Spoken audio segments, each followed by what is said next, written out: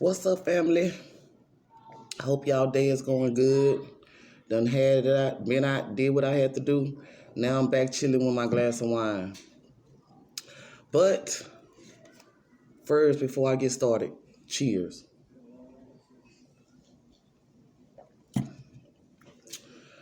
Welcome to another episode of Row Rants. But look, I wanted to talk about something real quick. We be saying and wanting, manifesting, praying, and crying for a great king. And then when God decided, you know what? I'm going to send her one. We don't even know how to treat him at all. One thing I don't like is when we argue with our kings, why the queen always have to hit so low below the belt? I'm talking about really, really, really low. We be saying stuff that we would never, ever allow him or want him to say to us because our feelings gonna be hurt. Real talk. Look, our kings have issues too. They go through things daily too, just like we go through things. And it's sad that they can't even come to the house after they done hustle and grinded or whatever all day again.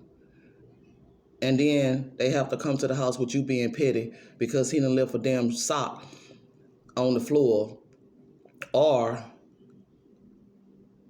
he's just going through a whole bunch of things and he needs somebody to uplift him. And we can't even do that.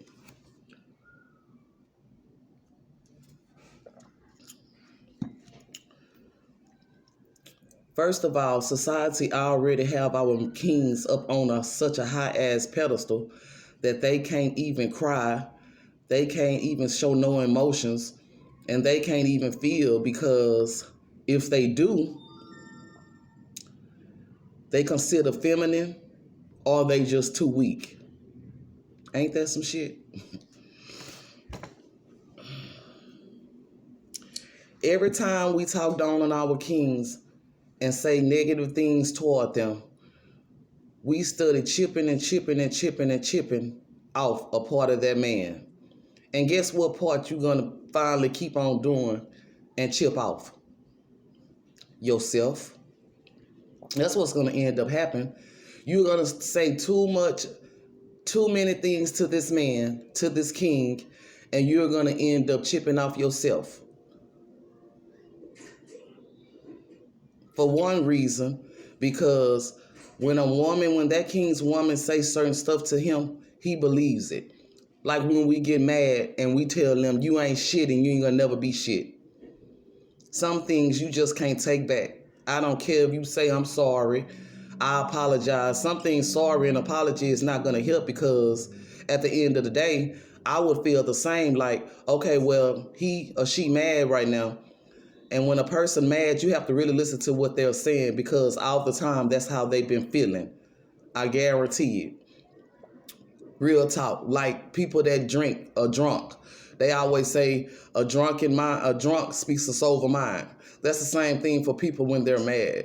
So we have to be careful what we put into our kings and what we put into their spirits when we're supposed to uplift them. Take another drink on that.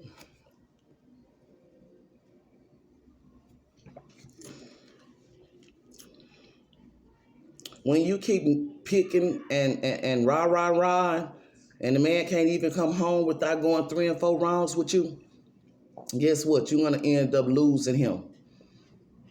You're not going to be the queen that he thought that you was.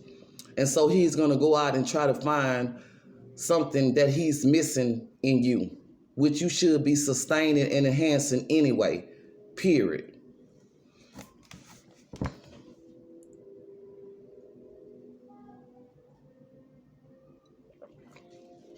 If your king come home from a hard day and you have a king that want to communicate with you, cheers to you. Because most men don't even know how to communicate or even where to start. Because for one, they was not taught that, or it was in a household that didn't allow them or tell them that it was okay for a man to have emotions. Straight up, point blank, period. We have to do better with our kings because we need them. Real talk. And enough is enough. First off, there's no way in hell my husband can be grinding, hustling, working, or whatever, and then come through the door and say, babe, I had a hard day today. Everything today seemed like it was falling apart. And then I go to rah, and this and that. The man already got enough problems. He already racially profiled in the streets.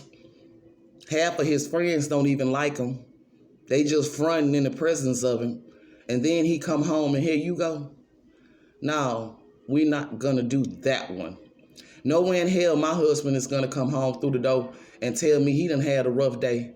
And then I don't be attentive to him. First thing I'm going to say, babe, we finna get us a glass of wine and we finna drink and talk about this. And then guess what? We're going to make some damn passionate love. And when I say passionate, I mean passionate. It may not stop the situation or what happened, but it will kind of convert his mind and get it out the circumstances if it's just for a minute. Real talk. So queens, let's do better. And last but not least, this is what I want to say. If you got a king that's been holding it down for you for so long and he fell off and the bills are due, you should be able to pay that bill yourself because first of all, you should be getting your own bag anyway, and what your man or your king give you should be extra. That's how I was raised. Real talk. And if you do want to look out for your king, that them fail, whatever, struggling, and you want to invest in him and get him some money to be investing himself in his business, stop throwing that shit up in his face when you get mad. Because I feel like it's a lot of things that they can throw up in our face. Real talk. And we won't even like it at all. I'm just being real about the situation.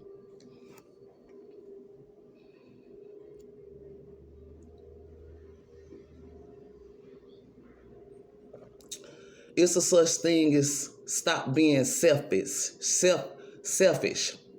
and then be selfish. Because at the end of the day, if you are not, stop praying to God for a king. And yeah, it's vice versa. But I'm not talking about the men right now. I'm talking about the women. We can do better, queens. Y'all going out here, like they say, getting all these BBLs and all this type of shit. And I seen a video, and for real, the shit is really for you. Because a man don't even give a damn about none of that. I seen a video and the lady was like, what the man really wants is for us to change our damn attitudes. And he's right about that, because some of us have some of the nastiest attitudes there can be. There it is. But again, hope y'all having a good Friday. I'm finna chill and watch some movies with hubby. Love on him, because that's what I do. Make sure he good, because he's always making sure I'm good. So let's keep our kings uplifted, y'all. For real. Stop praying for these men and wanting God to manifest it and study talking about, oh, I'm speaking into the atmosphere. And then with a good king come along, you don't even know how to treat him. Why? Because you never had one before. You never experienced that before. So you don't even know how to even hold on to that. Real talk, we don't. And one more thing on my rant. Look. Sometimes we got to heal before we keep jumping in and out of these relationships. Because what the last man done to us is not the king that we went down fought at all. He can't heal us. He don't have to heal us. You can tell him about what you done been through. He can help you along the journey. Even maybe probably lead you on the journey. But what he's not going to do is help you, because he don't even have that power to do that. We got to heal ourselves first. And like I heard somebody say, our kings is not responsible for our happiness. You should be happy before you get with him. Real talk. Because if he's responsible for your happiness, then when he leave, that means your happiness is walking out the door with him. I don't rock like that. I've never rocked like that. So let's heal ourselves before we jump into relationships. Because it's a lot of kings that need healing too. It's a lot of kings that's hurting too, but they just don't put it out in the open or even tell us. Because like I say, because society have put them up on such a high pedestal that if they do show emotions or cry or saying they worried about something or stressing, they weak or they feminine. Nah, we're not going to do that, sis, queen. Enough is enough. It's time to stand up for our kings. And I'm with y'all. Much love. Peace.